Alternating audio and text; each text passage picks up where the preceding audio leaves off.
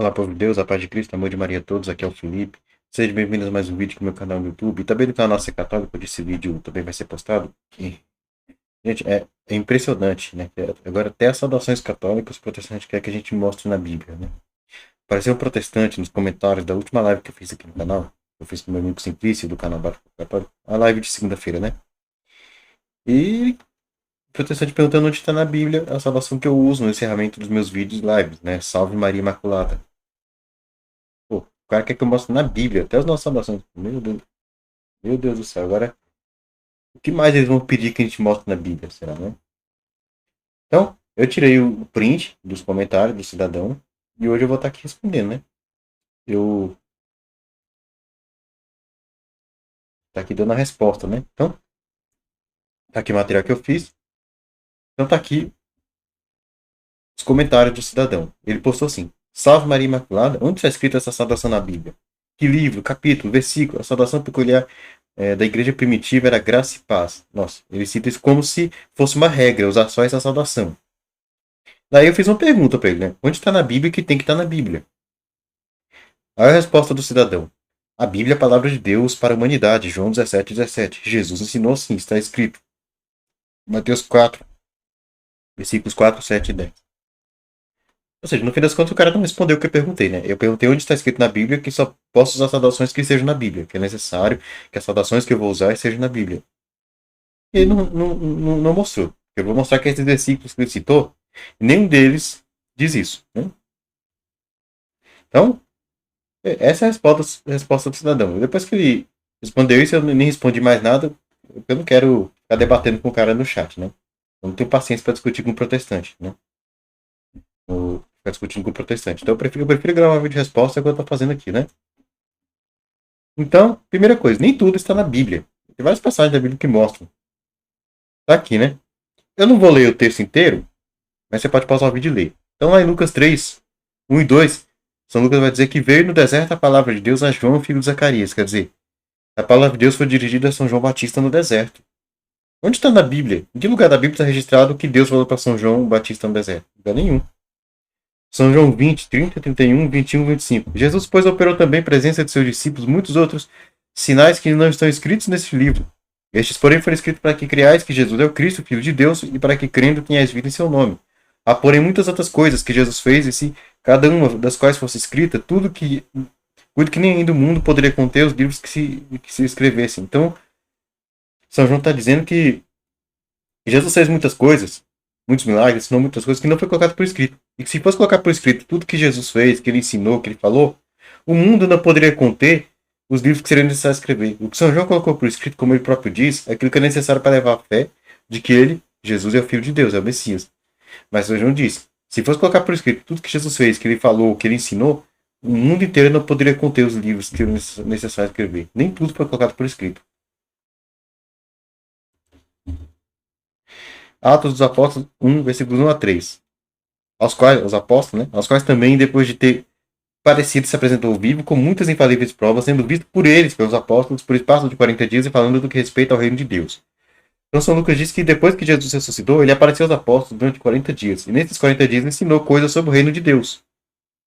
Só que eu pergunto, onde na Bíblia está registrado algum ensinamento, alguma coisa que Jesus falou a respeito do reino de Deus depois da ressurreição? Tudo que a Bíblia registra dos eventos pós-ressurreição é o quê?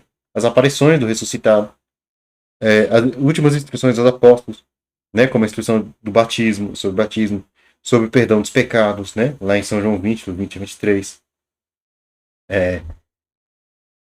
O milagre da pesca milagrosa, São João 21. As aparições, né? Já falei das aparições, mas é isso. Mas na Bíblia não tem registro de algum ensinamento sobre o reino de Deus que Jesus tenha deixado depois da ressurreição. Os ensinamentos sobre o reino de Deus que a Bíblia registra de Jesus são antes da ressurreição. Depois da ressurreição, a Bíblia não registra nenhum ensinamento que Jesus deu sobre o reino de Deus. São Paulo diz, 1 Tessalonicenses 2,13: pelo que também damos sem cessar graças a Deus, pois havendo recebido de nós a palavra da pregação de Deus, a recebeste não como palavra de homens, mas segundo é na verdade, como palavra de Deus. São Paulo diz que a pregação que ele fez aos Tessalonicenses é a palavra de Deus. Aí eu pergunto, onde na Bíblia está registrado o conteúdo dessa pregação de São Paulo aos Tessalonicenses? Não tem, lugar nenhum na Bíblia tem registrado qual é o conteúdo dessa pregação de São Paulo aos Tessalonicenses. 2 Tessalonicenses 2,15. Então, irmãos, estai firmes e retende as tradições que vos foram ensinadas, seja por palavra, seja por epístola nossa. São Paulo dizendo para os cristãos de Tessalônica guardar as tradições, tanto as tradições orais, seja por palavra, né, orais, tanto as tradições escritas, por epístola, né. Então, não é só o que está escrito. 2 João 1,12, perdão, eu escrevi errado, é 2 João 1,12. Tendo muito que escrever-vos, a segunda carta de São João só tem um capítulo, né, 2 João 1,12. Tendo muito que escrever-vos, não quis fazê-lo com papel e tinta, mas espero ir ter convosco e falar de boca a boca. 3 João 1, 13 e 14. Tinha muito que escrever, mas não quero escrever-te com tinta e pena. Espero, porém, ver-te brevemente e falaremos boca a boca. São João disse que não colocou tudo por escrito, tudo que ele queria falar nas suas cartas. Que ele tinha coisas que ele preferia transmitir oralmente. Então nem tudo está escrito. Então não tem lógica exigir base bíblica para tudo. E por isso mesmo, essa pergunta, onde está na Bíblia, é um tiro no pé dos protestantes. Por quê? Eu já mostrei que nem tudo está na Bíblia. Então, a lista dos livros, o cano bíblico não está na Bíblia. A lista dos livros canônicos, dos livros inspirados, não está na Bíblia. Então, não tem lógica pedir, ficar exigindo base bíblica para tudo. Não há nem respaldo bíblico para se exigir respaldo bíblico para qualquer coisa. Não existe. Onde está na Bíblia que tudo tem que estar na Bíblia? Não tem. Lugar nenhum na Bíblia dizendo isso. Dizendo que tudo tem que estar na Bíblia. Isso não existe. O negócio de onde está na Bíblia, isso é invenção de protestante. Nós católicos cremos nos 3 pilares da fé: Bíblia, tradição e magistério. Que a Bíblia nunca não ensina só a escritura em lugar nenhum. E nem era possível ver só a escritura antes do 4º século. Porque o cano bíblico só foi definido no fim do século IV. Só passou a ter Bíblia mesmo, como nós temos hoje, a partir do final do século IV. Né? Então, Jesus ensinou só a escritura. Eu vou mostrar aqui. Não, Jesus não ensinou só a escritura. Essa passagem que o cidadão mostrou não prova só a escritura de maneira alguma. Primeira coisa, o cara fala que a Bíblia é a palavra de Deus. Não, primeira coisa, a Bíblia contém a palavra de Deus. Só que ela não é a palavra de Deus por excelência. A palavra de Deus por excelência é nosso Senhor Jesus Cristo. São João capítulo 1, versículos 1 e 14. Do princípio era o verbo, e o verbo estava com Deus, e o verbo era Deus. E o verbo se fez carne e habitou entre nós. Ou seja, o verbo, a palavra, em algumas traduções vai vir como palavra. A palavra é o próprio Cristo que se fez carne e habitou entre nós. Hebreus 4, versículos 12 e 13. Porque a palavra de Deus é viva e eficaz, e mais penetrante do que qualquer espada de 2 gumes, e penetra até a divisão da alma e do espírito, e das juntas e medulas, e é apto para discernir os pensamentos e intenções do coração. E não há criatura alguma encoberta diante dele. Antes, todas as coisas estão nuas e patentes aos olhos daquele com quem temos de tratar. É evidente que a palavra de Deus que fala aqui não é a Bíblia, não é o livro. Porque aqui fala que a palavra de Deus é apta para discernir os pensamentos e intenções do coração. Desde quando um livro é apto para discernir pensamentos e intenções do coração? Não, então não faz sentido dizer que isso aqui é um livro, né? E diz que não há nenhuma criatura encoberta diante dele. Inclusive, o que está nessa tradução foi colocado como dele. E aqui, eu esqueci de falar, mas eu estou usando a tradução protestante. A Bíblia é uma revista corrigida, usando como recurso apologético, para mostrar que a gente não precisa adulterar a Bíblia para defender a nossa fé. Até com a Bíblia protestante a gente defende. Mas é sempre bom lembrar. Católicos tem que ler Bíblia católica. Bíblia protestante não serve para o crescimento espiritual do católico. Eu estou usando aqui apenas como recurso apologético. Então, aqui diz nessa tradução protestante que criatura alguma está encoberto, não há criatura alguma encoberta diante dele. Inclusive colocou no masculino. Por quê? Porque ele, que é a palavra de Deus, é o próprio Jesus Cristo. E nenhuma criatura está encoberta diante da palavra de Deus. Quer dizer, a palavra de Deus é onisciente. A Bíblia é onisciente? A Bíblia sabe tudo? Não. O onisciente é Deus, é Jesus Cristo. Então a palavra de Deus aqui é Jesus Cristo. Apocalipse 1:9. Eu, João, que também sou vossa irmã, companheiro na aflição, e do reino e na paciência de Jesus Cristo. Estava na ilha chamada Patmos por causa da palavra de Deus e pelo testemunho de Jesus Cristo. Por que São João estava preso em Patmos? É por causa de um livro? Por causa de uma Bíblia? Não. É por causa de Jesus Cristo. Ele foi preso porque era discípulo de Jesus Cristo. A mesma razão pela qual os mártires, mencionados lá em Apocalipse 6, 9 e 10, foram decapitados, que São João vai dizer. Aqueles que foram embolados por causa da palavra de Deus e do testemunho de que eram depositários. Ou seja, os mártires, aqueles que foram mortos por serem discípulos de Jesus Cristo. A palavra de Deus é Jesus Cristo. Ele é a palavra por excelência, não a Bíblia. A Bíblia contém palavra de Deus, mas não é a palavra de Deus por excelência. Né? A Bíblia contém palavras de Deus transmitidas em palavras humanas. Mas a palavra de Deus por excelência é Jesus Cristo. Aí o cara citou João 17:17. Isso aqui é uma palavra bíblica só de escritura? De maneira alguma. Vamos ver o que o texto diz. João 17:17. Santifica-os na verdade. A tua palavra é a verdade. É muito forçado você olhar esse texto e entender só a escritura. Jesus disse, santifica na verdade, outra palavra é verdade. Desde quando isso aqui é só a escritura? Primeiro que nem fala de escritura nesse texto. A palavra, como eu mostrei aqui, a palavra é a própria Jesus Cristo, a palavra de Deus por excelência. Inclusive, Jesus vai dizer assim, a tua palavra é verdade. Aí o protestante cita esse texto e esquece do que Jesus falou 3 capítulos antes. João 14,6. Aqui, ó. Disse-lhe Jesus, eu sou o caminho, a verdade e a vida. Eu sou o caminho, a verdade e a vida. Ele é a verdade. A palavra é a verdade, a palavra de Deus é a verdade e Jesus é a verdade. Existem duas verdades? Não, existe só uma verdade. Então a palavra de Deus é o próprio Cristo, não é a Bíblia.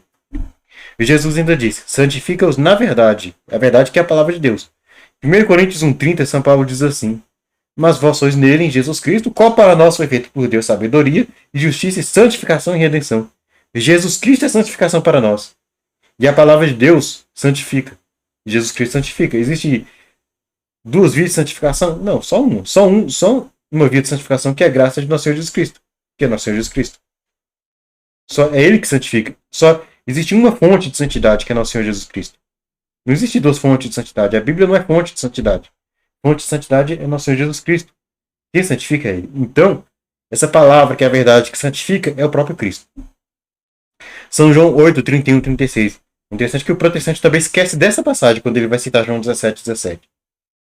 Jesus dizia, pois aos judeus que criam nele, se permanecerdes na minha palavra, verdadeiramente sereis meus discípulos, e conhecereis a verdade, e a verdade vos libertará. Responderam-lhe, somos descendência de Abraão, e nunca servimos a ninguém. Como dizes tu, sereis livres? Sereis livres? Respondeu Jesus, em verdade vos digo que todo aquele que comete pecado é servo do pecado. Ora, o servo não fica sempre em casa. O filho fica para sempre. Se, pois, o filho vos libertar verdadeiramente, sereis livres. Jesus disse, conhecereis a verdade, e a verdade vos libertará. A verdade vos libertará. Depois, logo em seguida, Jesus disse, se o filho vos libertar, sereis livres. A verdade liberta e o filho liberta. Existem dois libertadores? Não, só um. Só um que liberta, que é Jesus Cristo. Jesus Cristo. Então essa verdade que liberta é o próprio Jesus Cristo. Então a verdade que liberta, que santifica, que é a palavra de Deus, é o próprio Jesus Cristo. Não é a Bíblia. Essa passagem de João 17, 17 não se refere a uma Bíblia, mas ao próprio Jesus Cristo. Ele é a palavra de Deus, a palavra que santifica e a palavra que é a verdade. Não é Bíblia. Está escrito, prova bíblica de sua escritura. O cidadão citou algumas passagens, alguns versículos onde Jesus diz está escrito. Que são versículos tirados da tentação no deserto, né? São Mateus 4, do 1 a 11. O que ele citou, que ele referenciou basicamente é o que está em negrito. Jesus dizendo, quando o diabo tenta ele pela primeira vez, né? Se tu és filho de Deus, manda que essas pedras virem pães. E Jesus responde, está escrito, não só de pão viverá o homem, mas de toda palavra que sai da boca de Deus. Depois, quando o diabo leva Jesus para a cidade santa, para o alto do templo, pináculo do templo, e manda ele se jogar, dizendo, e ele diz, se tu és filho de Deus, lança-te daqui abaixo, porque está escrito, aos teus anjos dará ordens a teu respeito, e tomar-te-ão nas mãos, para que nunca tropeces em alguma pedra. Disse-lhe Jesus, também está escrito, não tentarás o Senhor teu Deus. E depois o diabo leva Jesus para uma montanha, mostra os reinos da terra, os reinos do mundo, né? E diz, tudo isso é teu, tudo te darei se prostrado me adorares. Então disse-lhe Jesus, vai-te Satanás, porque está escrito, ao Senhor teu Deus adorarás, e só a ele servirás. Aí o protestante diz que, porque Jesus falou, está escrito, então Jesus ensinou só a escritura. Está escrito é sinônimo de só a escritura? Acho que o protestante esquece, primeiramente, que o diabo também citou a Bíblia, perdão, a escritura, ele citou um texto de um salmo. Bíblia não tinha nessa época. Bíblia só surge no fim do século IV, né, que é só lá que é definido o cânon bíblico. Mas ele citou um texto da escritura, ele citou um texto de um salmo, o diabo citou, e disse está escrito. Se fosse seguir a lógica do protestante, não, porque o diabo também era adepto de só a escritura. O diabo também estava ensinando só a escritura. E se for assim, vou ter que dizer então que só a escritura é ao mesmo tempo o ensinamento de Jesus e ao mesmo tempo o ensinamento do diabo. Então só a escritura é de Deus e do diabo ao mesmo tempo? Isso faz sentido? Não. Então é óbvio que está escrito não é sinônimo de só a escritura. Outra coisa que o protestante esquece é da versão paralela de Lucas 4. Eu coloquei Mateus, eu esqueci de trocar aqui para Lucas 4. É Lucas 4, do 1 a 13. Eu escrevi Mateus, mas é escrito errado. É Lucas 4, do 1 a 13. Não é do 1 a 11, é do 1 a 13. Né? É a versão paralela da tentação do deserto. Quando o diabo leva Jesus para Jerusalém, coloca ele no pináculo do templo. O diabo manda ele se jogar do alto do pináculo do templo. Né? O diabo diz: se tu és filho de Deus, lança-te daqui abaixo, porque está escrito: mandará os seus anjos acerca de ti, que te guardem e te sustenham nas mãos, para que nunca tropeces com teu pé em alguma pedra. E Jesus respondendo disse: dito está, não tentarás o Senhor teu Deus. Quer dizer, na versão paralela da tentação do deserto, lá em Lucas, Jesus responde o diabo quando o diabo cita um texto, né, da Escritura, o Salmo, que é o Salmo 90 ou 91, na Ave Maria o Salmo 90 e nas outras o 91. O diabo cita um texto desse Salmo e diz: está escrito. E Jesus responde na versão de Lucas dizendo: dito está, ou está dito, dependendo da tradução. Né? Está dito, foi dito, não tentará o Senhor teu Deus. Jesus responde: está dito, como se o argumento dele fosse um argumento tirado de uma tradição oral. Quer dizer, na versão de Lucas, Jesus não quis fazer uso da escritura, ele quis fazer uso de um argumento oral, de uma tradição oral. Ele disse: está dito e não está escrito. Se está escrito. Então, e se está escrito significa que Jesus era adepto da escritura, então, por lógica, eu deveria dizer que está dito seria sinônimo, significaria que Jesus era adepto de um sola traditio, uma sola tradição. Mas faz sentido uma coisa dessa? Não.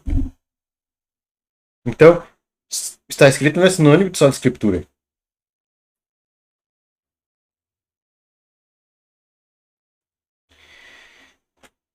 Para ficar mais claro isso, eu vou citar aqui João 7, 37 e 43. Vai mostrar claramente que Jesus não era adepto de sola escritura. E no último dia, o grande dia da festa, Jesus pôs-se em pé e clamou, dizendo: se alguém tem sede, que venha a mim e beba. Quem crê em mim, como diz a Escritura, rios de água viva correrão do seu ventre. E isso disse ele do Espírito que haviam de receber os que nele crescem. Porque o Espírito Santo ainda não fora dado, por ainda Jesus não ter sido glorificado. Então muitos da multidão, ouvindo esta palavra, diziam: verdadeiramente este é o profeta. Outros diziam: este é o Cristo. Mas diziam outros: vem, pois, o Cristo da Galileia? Não diz a Escritura que o Cristo vem da descendência de Davi e de Belém, da aldeia de onde era Davi? Assim, entre o povo havia dissensão por causa dele. Observe que Jesus, aquele primeiro, ele citou um trecho, uma frase, e ele diz que é da Escritura. Em crime, como diz a Escritura, rios de água viva correrão no seu ventre. Onde? Agora eu pergunto, onde no Antigo Testamento tem essa frase, rios de água viva correrão no seu ventre? Não existe lugar nenhum. Vamos lembrar que quando Jesus falou isso aqui, nenhum texto do Novo Testamento tinha sido escrito. Só estavam escritos os textos do Antigo Testamento. Você pode ler o Antigo Testamento inteiro, de Gênesis a Malaquias. Pode ser até mesmo o cânon católico, e você não vai achar essa frase, rios de água viva correrão no seu ventre. Jesus citou uma frase de tradição oral, só que ele citou, ou que ele deve ter tirado de algum texto que não está no Antigo Testamento, mas ele citou como escritura. Prova que ele não era adepto só da escritura. Se ele fosse adepto, ele usaria esse tipo de frase, está escrito, como diz a escritura, apenas para textos bíblicos, para textos da escritura. Mas é que ele não fez isso. E é mais interessante, porque logo depois que Jesus fala isso, alguns acreditam que Jesus é o Messias, outros não, e começa a rolar uma discussão. Aqueles que duvidam que Jesus é o Messias contestam da seguinte maneira: vem, pois, o Cristo da Galileia? Não diz a Escritura que o Cristo vem da descendência de Davi, de Belém e da aldeia de onde era Davi? Observe que aqueles que foram presos ao que está escrito rejeitaram Jesus como Messias. Por quê? Porque no Antigo Testamento, nos textos do Antigo Testamento, temos profecia de que o Messias viria de Belém. Mas não tem nenhuma profecia de que Jesus viria da Galileia. Não tem. Essa profecia de que Jesus viria da Galileia é uma profecia de tradição oral que é mencionada em Mateus 2,23. Chegou e habitou uma cidade chamada Nazaré, para que se cumprisse o que fora dito pelos profetas. Ele será chamado Nazareno. Nazaré na Galileia, né? Então, uma profecia de tradição oral. Profecia que dizia que o Messias viria da Galileia. É de tradição oral. O que está escrito no Antigo Testamento dizia que o Messias viria de Belém. Então, quem que se prendeu ao que estava escrito, quem que seguir só o que estava escrito, nessa ocasião, rejeitou Jesus como Messias. Quer dizer, então aqui tem um episódio que São João registrou mostrando que é perigoso sem querer ficar só no que está escrito. Né? É perigoso querer seguir só o que está escrito. Né? Quem quis seguir só o que está escrito aqui rejeitou Jesus como Messias. Né? Mas quem aceitou a tradição, aceitou, reconheceu Jesus como Messias. Agora, eu vou mostrar essa saudação Salve Maria Imaculada na Bíblia. Eu não precisaria mostrar, porque, bom, eu sou católico, eu não sigo só a Escritura, eu sigo a Bíblia, a tradição e o magistério, os 3 pilares da fé católica. Não precisaria. Mas eu vou mostrar porque essa saudação está na Bíblia. Ela é bíblica. Ela nada mais é que uma paráfrase de uma saudação que está na Bíblia, que é a saudação do anjo Gabriel. Que nas Bíblias protestantes está adulterada, que na Bíblia Almeida Revista Corrigida está assim: Salve, agraciado, o Senhor é contigo. Na Ave Maria, que é católica, está assim: Ave cheia de graça, o Senhor é contigo. A tradução correta é a tradução católica. Se for ver a Vulgata, quando São Jerônimo traduziu do grego para o latim, São Jerônimo foi um dos maiores expertos em idiomas bíblicos que esse mundo já conheceu, se não for o maior, ele traduziu da seguinte maneira: Ave gratia plena. Gratia plena é plena da graça, é cheia de graça. E eu acho que São Jerônimo entendia de grego. Então, se ele traduzir como gratia plena, então essa deve ser a tradução correta. Eu não vou entrar aqui em tantos detalhes sobre a questão qual é a tradução correta da saudação do anjo, para o vídeo não ficar muito longo. Depois, na sequência, eu vou postar aqui no canal também um outro vídeo, só para explicar a questão da saudação do anjo. Para mostrar que o correto é cheio de graça e não agraciado. Mas eu farei isso no outro vídeo. Por enquanto, fica aqui o latim, tradução da Vulgata de São Jerônimo, que traduziu como gratia plena, plena da graça. Então, segundo São Jerônimo, o correto é gratia plena.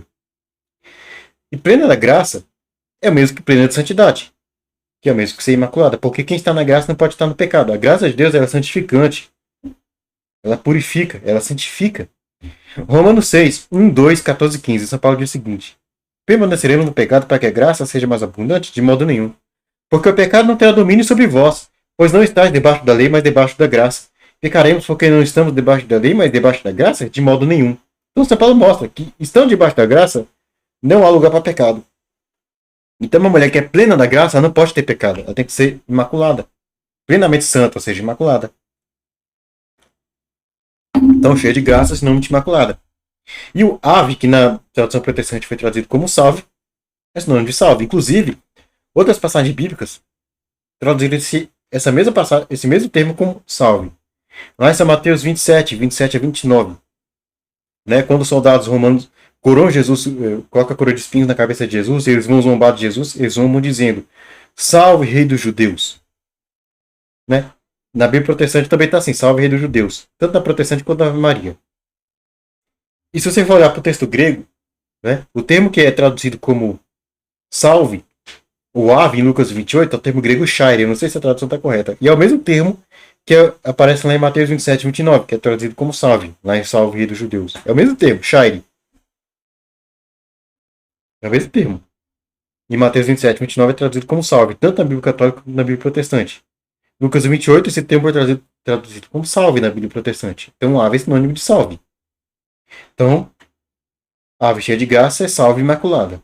Para ficar melhor, para complementar ainda mais, eu vou trazer aqui uma citação de São Gregório Taumaturgo. São Gregório Taumaturgo, ele viveu entre 213 e 270 d.C. Estamos falando então de um santo do século III. Século III, antes de Constantino. Né? Porque os protestantes dizem que a Igreja Católica foi fundada por Constantino. Não, é antes de Constantino. Então eu vou mostrar aqui que essa interpretação católica e a tradução católica da saudação dos anjos, da saudação do anjo, a interpretação católica a respeito da saudação do anjo, ela é anterior a Constantino. Então São Gregório Taumaturgo, na primeira homilia sobre a Anunciação à Santíssima Virgem, ele escreveu o seguinte: apropriadamente, portanto, o anjo disse a Maria, a Santa Virgem diante de tudo: Salve tu que és muito favorecida, o Senhor é contigo. Na medida em que com ela foi depositado o tesouro da graça. Vinde, portanto, amados irmãos, e vamos assumir a atenção angelical, e com o máximo de nossa capacidade retribuir devido louvor, dizendo: Salve tu que és altamente favorecida, o Senhor está contigo. Pois é teu verdadeiramente regozijar-se, visto que a graça de Deus, como ele sabe, escolheu habitar contigo. O Senhor da glória habitando conserva, aquele que santifica todas as coisas com o imaculado.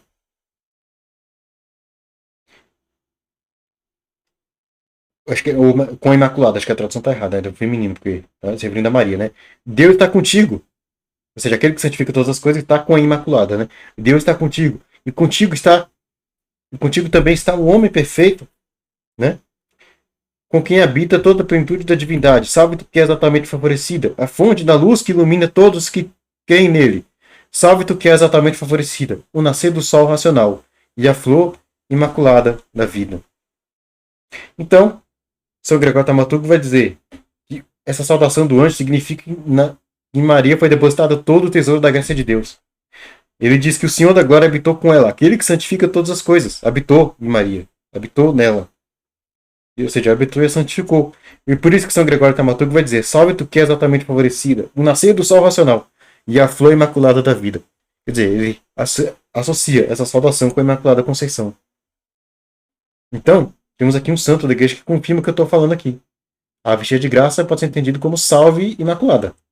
Então é só fazer as associações. Ave é o mesmo que salve. Gratia plena é o mesmo que plena de graça, que é o mesmo que plena de santidade, que é o mesmo que imaculada. Então, ave cheia de graça é o mesmo que salve imaculada. Agora é só colocar o nome Maria no meio e a gente tem salve Maria Imaculada. Saudação bíblica. Então é isso, né? Aqui estão as referências que eu vou colocar na descrição do vídeo. E é isso. Se você gostou, né? Quiser mais conteúdo católico que eu ponho aqui no meu canal no YouTube, vai lá na aba de canais recomendados, né? Tem uma lista de vários canais que eu gosto, na aba de canais recomendados do meu canal particular, MSF Católica. Tem uma lista de canais, né, que eu gosto, de outros canais católicos que eu gosto, que eu indico, eu recomendo. Tem outros canais, né, de catequese, apologética, formação católica, tá aqui, né? Aí vai lá, você vê lá, se gostar, se inscreve, se não gostar, não se inscreve. Tá aqui as indicações. Então é isso, né? Se você gostou, peço que deixe seu like, tanto aqui no meu canal particular, MSF Católica, quanto lá no AC Católica. Se inscreve nos dois canais aqui no MSF Católica, lá na AC Católica. Compartilhe esse vídeo. Ative o sino das notificações, tanto aqui no MSF Católica, quanto lá na AC Católica. Se não tiver ativado, né? Me segue no Instagram, se ainda não me segue. @MSF Católica. Eu vou deixar o link na descrição.